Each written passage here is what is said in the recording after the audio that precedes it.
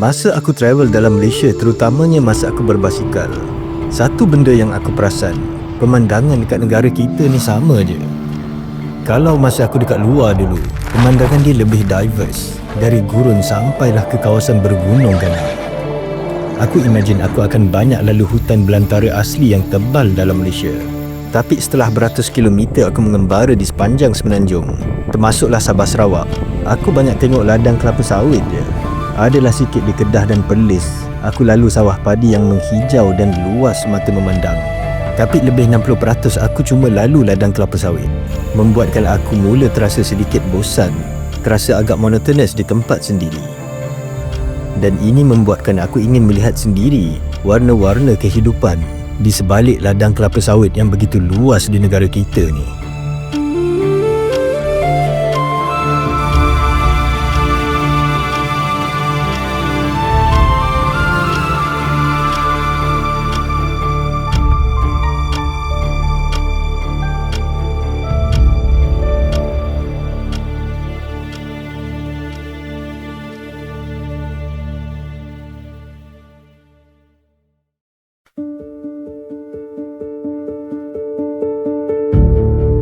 Aku mula terfikir, kenapa banyak sangat kelapa sawit ni ditanam di belakang rumah kita, sampai dah tak nampak hutan tropikal kita yang asli, landscape kita yang sebenar. Aku mula mencari jawapan, dan bila aku melihat dengan lebih mendalam, aku sebenarnya agak terkejut. Produk daripada minyak sawit ni sebenarnya ada di hampir semua benda. Aku ingatkan cuma minyak masak je pakai sawit, tapi macam-macam produk dekat supermarket yang kita selalu pergi tu sebenarnya mengandungi minyak sawit. Dari instant noodle, coklat, biskut, sabun, shampoo, ubat gigi, barang-barang kosmetik, deterjen, dan list dia panjang lagi sebenarnya. Rupanya semua tu adalah produk daripada minyak sawit. Banyak persoalan aku tentang industri kelapa sawit kat Malaysia ni perlahan-lahan terjawab.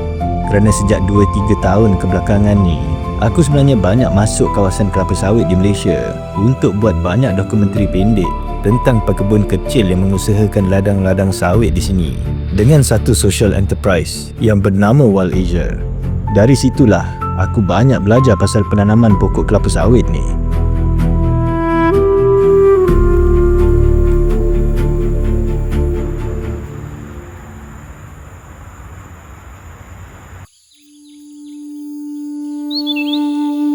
Kelapa sawit ni sebenarnya bukanlah pokok semula jadi di tempat kita, tapi ia adalah pokok asli dari bahagian barat di benua Afrika.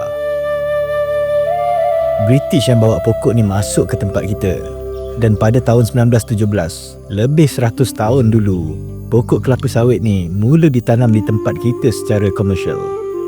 Dari situlah dia perlahan-lahan berkembang, dan hutan belantara kita yang sebenar, yang dulu didiami dan diterokai oleh beratus-ratus generasi nenek moyang kita, perlahan-lahan bertukar menjadi ladang kelapa sawit. Hasilnya, lepas lebih 100 tahun pokok ni ditanam secara komersial, lebih 5 juta hektar tanah di Malaysia ni adalah kawasan penanaman kelapa sawit. 5 juta hektar, besar tu. Kalau tengok dekat map, itu adalah saiz negara Croatia. Maknanya, setiap satu daripada 6 hektar tanah di Malaysia ni adalah ladang kelapa sawit. Kalau kita travel dalam negara kita sendiri, pemandangan yang kita banyak akan lihat adalah ladang kelapa sawit sejauh mata memandang.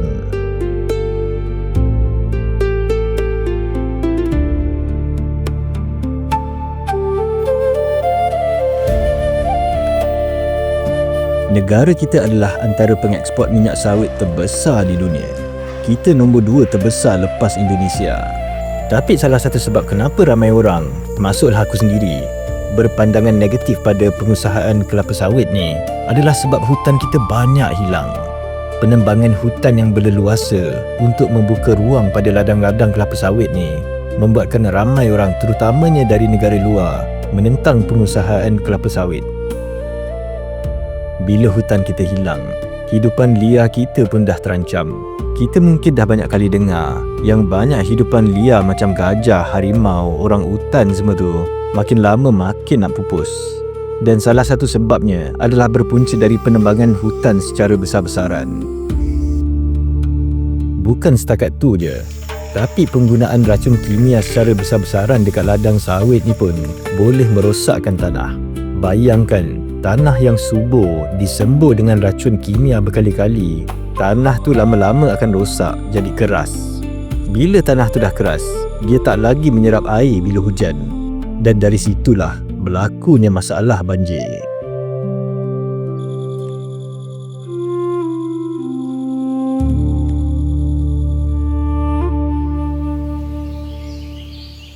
Ini adalah Hazmilah, seorang penolong pengurus besar di Walasia, sebuah social enterprise yang banyak membantu pekebun kecil kelapa sawit di Asia Tenggara untuk bertani secara lestari untuk memulihkan kembali tanah yang rosak dan mengembalikan ekosistem alam. Kenapa macam kita ni, kita tanam kelapa sawit kat sini? Kenapa kita tak tanam kacang soya ke, sunflower ke? Okey. Salah satu fakta yang menarik ialah kelapa sawit boleh hidup di mana-mana jenis tanah pun. Dan juga dia punya jangka hayat minimum is 25 tahun. So dalam masa 25 tahun tu kita boleh still harvest untuk dapatkan buah. Dari segi penggunaan tanah pula, so kalau kita bandingkan dengan perusahaan ataupun peladangan dari segi kacang soya ataupun bunga matahari, sunflower.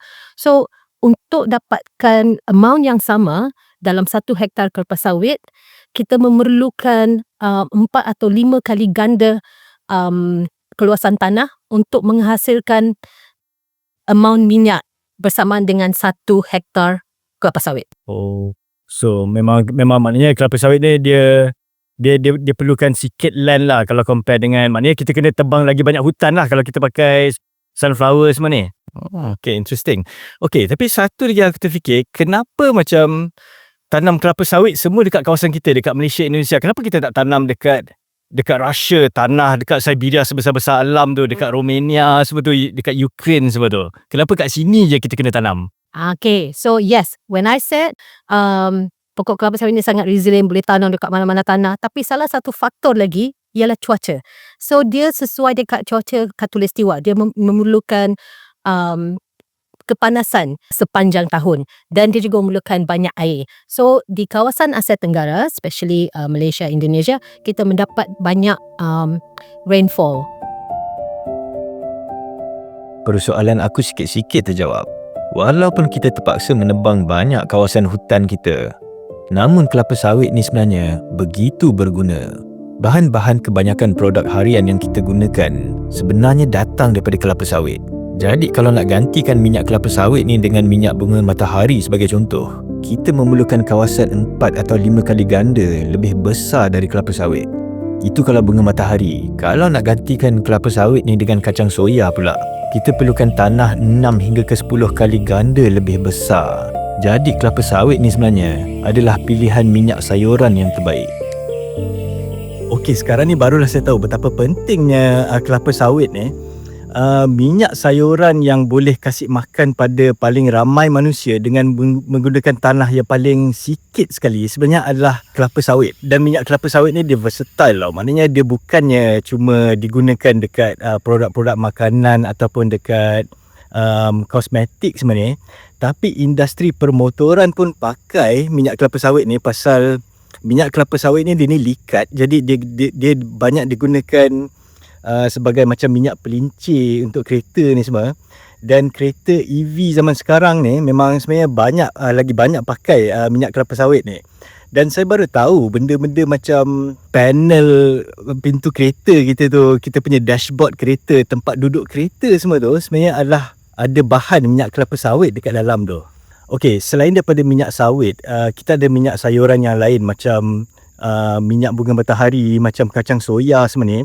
Tapi macam bunga matahari ni banyak ditanam dekat Ukraine dan Russia. Dan kita pun tahu Ukraine dan Russia berperang sejak beberapa tahun ni. Jadi pengeluaran sunflower oil tu dah makin berkurang disebabkan perang tu. Dan kacang soya pula banyak ditanam di Argentina dengan Brazil. Dan sejak beberapa tahun kebelakangan ni, Argentina dengan Brazil dia ada banyak masalah kemarau dekat sana yang menyebabkan pengeluaran kacang soya tu pun terhad sekarang ni. Jadi yang ada cumalah kelapa sawit, dan kita pula adalah antara pengeluar kelapa sawit yang paling besar dekat dunia. Dan juga kita punya infrastruktur bagus tau. Kita punya jalan bagus, kita punya port semua ada, kita punya kilang-kilang semua bagus. Jadi industri kelapa sawit dekat Malaysia sekarang ni adalah antara yang penting di mata dunia sekarang ni. Dalam keadaan dunia yang tak menentu sekarang, keselamatan bekalan makanan dunia dah mula berada di tahap kritikal. Nasib baiklah negara kita ni berada di luar major conflict zone. Cuaca kita pun stabil dan konsisten sepanjang tahun. Jadi industri kelapa sawit negara kita ni adalah begitu penting.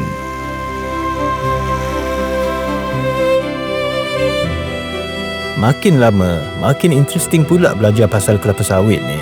Satu yang menarik perhatian aku adalah betapa bergunanya setiap bahagian kelapa sawit ni. Boleh dikatakan hampir semua bahagian kelapa sawit ni ada kepentingannya. Dari daun pelepah sampailah ke buahnya, petani-petani ni akan guna semuanya. Buah sawit ni pun setiap bahagian dia ada kegunaan masing-masing.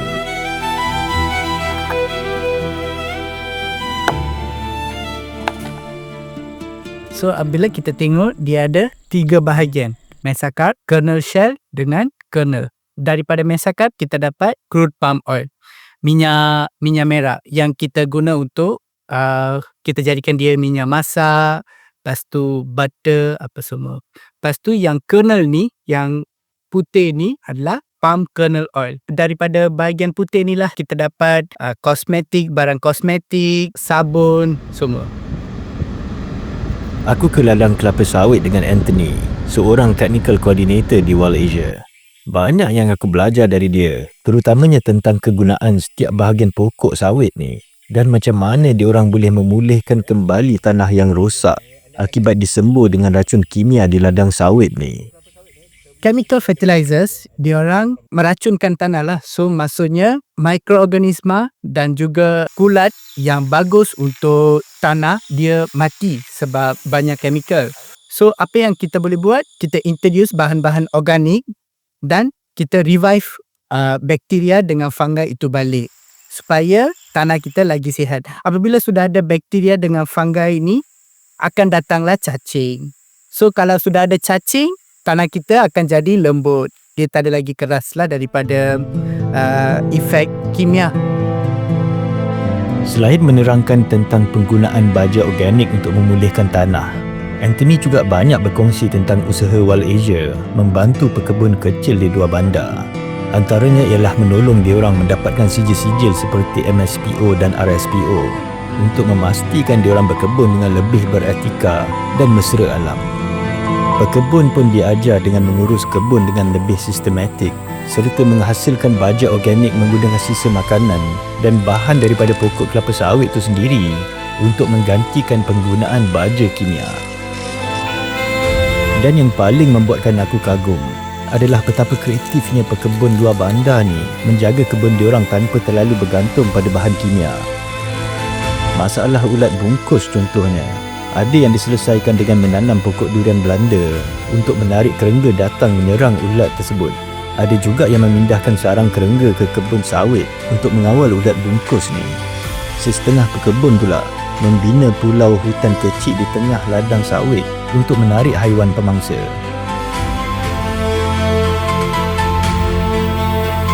Dan bila diorang berhenti sembur racun kimia dan mula pakai bahan-bahan organik, tanah di sini perlahan-lahan kembali subur, lebih lembut dan mudah menyerap air. Cacing pun makin banyak. Masalah banjir pun dah mula berkurangan. Haiwan-haiwan lain pun dah mula masuk ke sini. Bila aku masuk ke dalam ladang sawit, aku mula terasa seperti masuk hutan. Macam-macam serangga yang aku nampak. Macam-macam jenis burung dah mula masuk ke ladang sawit ni. Ladang sawit sekarang ni dah mula terasa lebih mesra alam.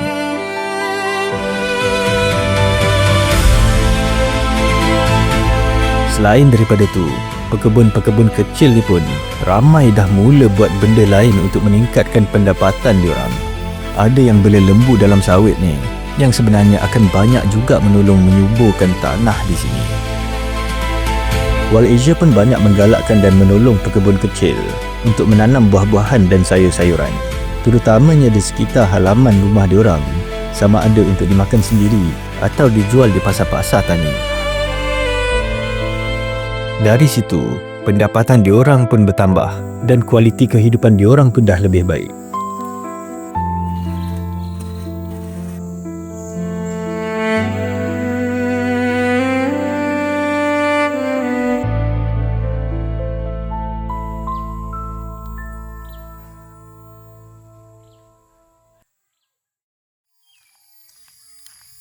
Sepanjang aku banyak buat dokumentari pendek tentang pekebun-pekebun sawit sejak 2-3 tahun kebelakangan ni, aku banyak melawat penduduk kampung di kawasan pedalaman, terutamanya di Sabah, orang-orang asli di pedalaman Selangor, Perak semua tu. Apa yang aku lihat, dari kehidupan yang serba kekurangan, ramai yang berjaya mengubah nasib melalui hasil usaha di ladang sawit diorang sendiri. Memang seronok dapat berborak dan mendengar sendiri kisah hidup diorang. Kakak orang asli Semai kan? Macam mana orang asli Semai survive dulu sebelum adanya sawit? Macam tu? Saya nak cerita pasal kehidupan orang asli bahasa Semai kat sini. Dulu sebelum kita menanam pokok sawit, kita ada pokok getah kan.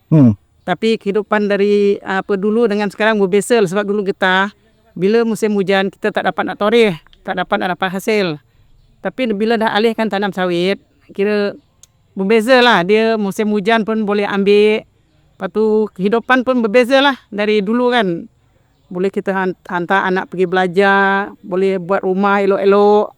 Lepas tu bila dah kita tanam sawit, kira boleh beli kereta, buat rumah lawa-lawa, suami ada beli Hilux. Lepas tu memang seronok lah. Oh, tapi bagaimana orang kat sini memang daripada segi income semua kira dah tak ada susah lah basically ya orang sini. Kalau ada kebun sawit, rajin usaha. Kena rajin lah macam kena rajin lah. Macam akak sekarang kan dah ada kebun sawit, kira anak nak belajar pun, pergi U pun senang lah. Kira tak perlu bantuan dari luar lah. Cerita lah sikit kak, kalau masa zaman dulu macam mana zaman susah tu? Memang susah lah. Api tak ada, air tak ada, kat rumah semua pergi mandi perigi, pakai dapur kayu. Semua susah lah. Dari perbualan aku dengan Kak Asmah ni, memang terbukti yang perusahaan kelapa sawit ni banyak mengubah nasib penduduk orang asli di kawasan pedalaman. Pada pendapat aku, industri kelapa sawit di negara kita ni sebenarnya begitu penting pada ramai penduduk luar bandar, terutamanya pekebun kecil ataupun masyarakat orang asli. Ia ibarat tulang belakang kehidupan harian diorang, sumber rezeki utama diorang. Walaupun industri sawit ni banyak dikritik terutamanya oleh masyarakat dan media di luar yang jauh dari realiti kehidupan kampung, ramai keluarga di luar bandar ni betul-betul bergantung pada kelapa sawit untuk terus hidup dan membina masa depan yang lebih baik untuk keluarga diorang. Hasil daripada kerja keras selama bertahun-tahun di ladang sawit, diorang berjaya menggantikan rumah kayu usang dengan kediaman yang lebih selesa, hantar anak-anak sambung belajar dekat universiti, mampu beli kereta dan hidup dengan lebih bermaruah dan penuh harapan.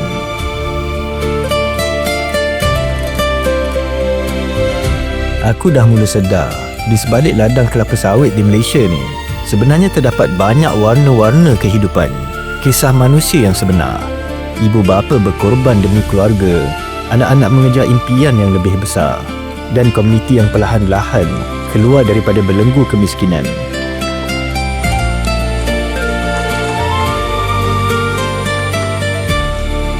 Bagi diorang ni, perusahaan kelapa sawit bukan semata-mata tentang keuntungan, tapi tentang kelangsungan hidup, tentang peluang dan tentang harapan untuk berhijrah ke kehidupan yang lebih baik.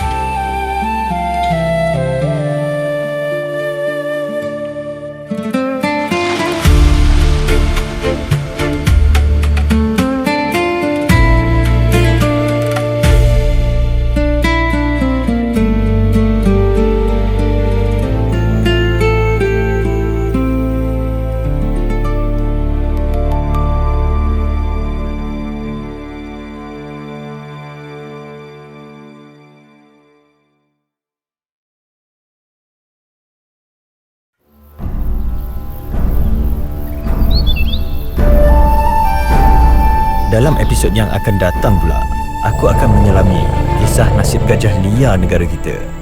Antara penghuni hutan yang paling terkesan akibat banyak hutan ditebang untuk memberi laluan kepada pembangunan dan perusahaan kelapa sawit.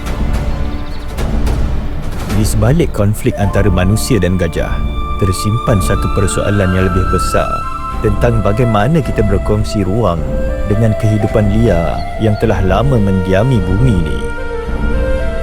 Jadi, tunggu episod seterusnya untuk menyaksikan perjalanan mencari jawapannya yang benar-benar membuka mata dan menyentuh hati.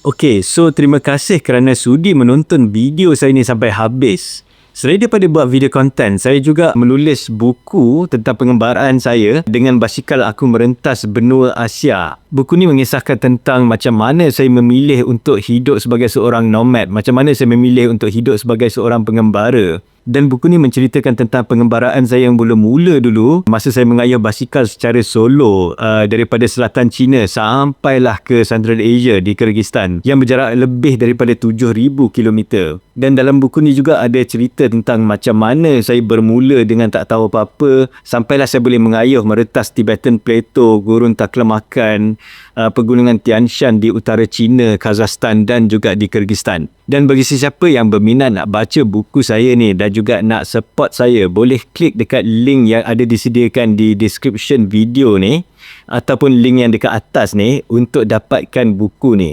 So kita jumpa dalam video yang seterusnya. Terima kasih.